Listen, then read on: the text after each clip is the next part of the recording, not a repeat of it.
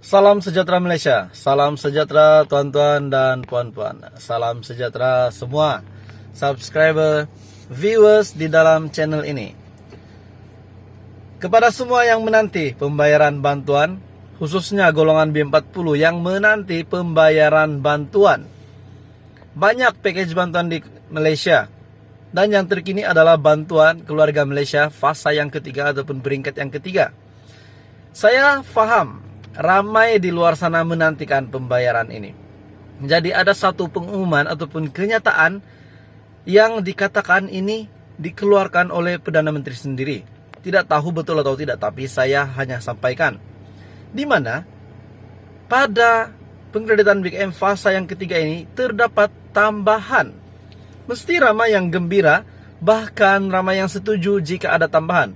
Apa tidak barang harga naik?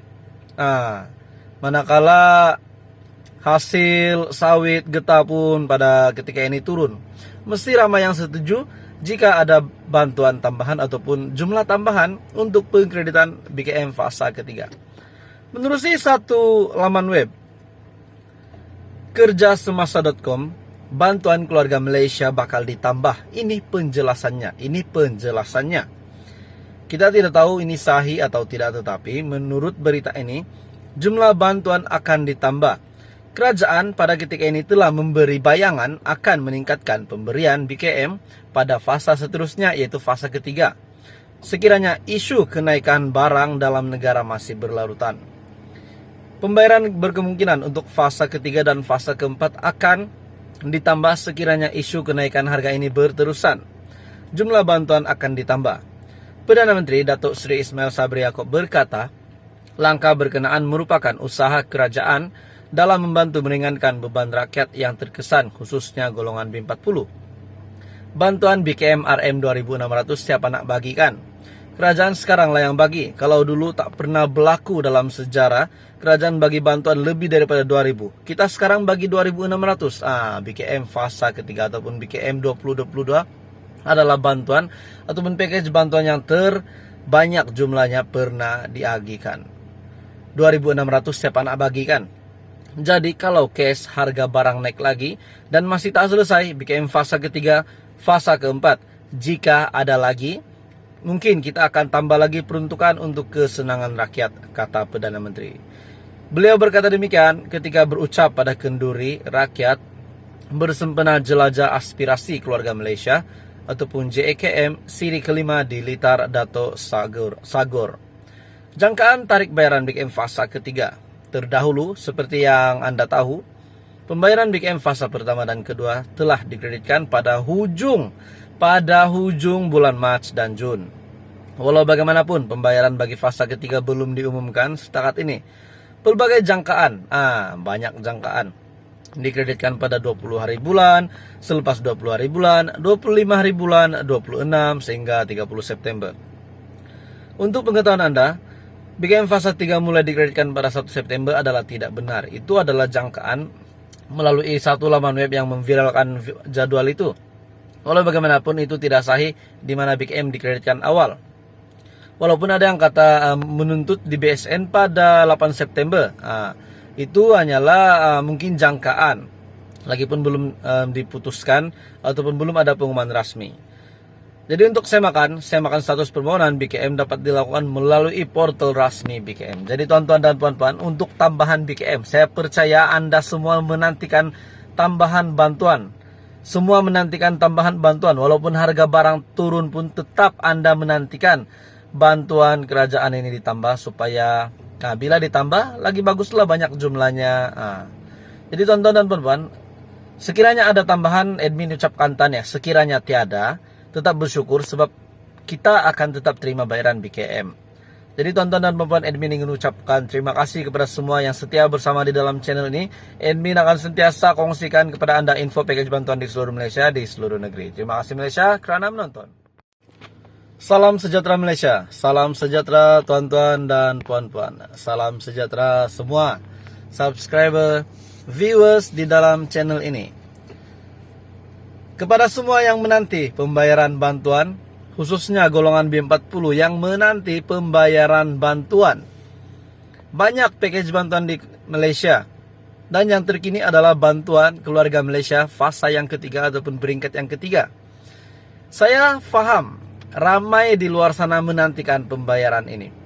Jadi ada satu pengumuman ataupun kenyataan yang dikatakan ini dikeluarkan oleh Perdana Menteri sendiri.